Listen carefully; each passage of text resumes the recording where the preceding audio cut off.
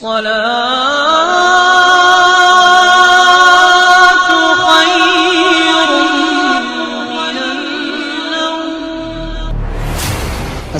علیکم ورحمۃ اللہ وبرکاتہ۔ حضرات محترم، آپ دیکھ رہے ہیں ڈیجیٹل اسلامک ورلڈ، اور اسی طریقے کی اسلامک ویڈیو دیکھنے کے لیے ہمارے YouTube channel digital Islamic world کو سبسکرائب کریں اور بیل آئیکن ضرور دبا دیں۔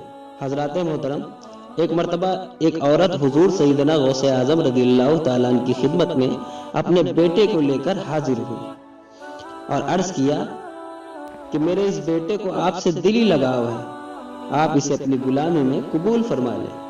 میں اللہ عز و جل اور آپ کی خاطر اپنے بیٹے پر اپنے حق کو معاف کرتی ہوں۔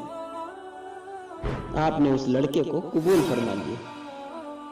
چند روز کے بعد وہ عورت اپنے بیٹے سے ملنے کے لیے پھر آئی تو وہ لڑکا آپ کے حکم سے پڑھائی میں مشغول تھا اور بے حد لاغر یعنی کمزور ہو چکا تھا۔ اس عورت نے جب آپ کو دیکھا تو آپ اس وقت مرغے کا گوشت کھا رہے تھے اور آپ کے سامنے ہڈیاں پڑی ہوئی تھی۔ اس عورت نے آپ سے کہا کہ آپ خود تو مرغے کا گوشت کھا رہے ہیں جبکہ میرا بیٹا سخت مجاہدات میں مشغول ہے۔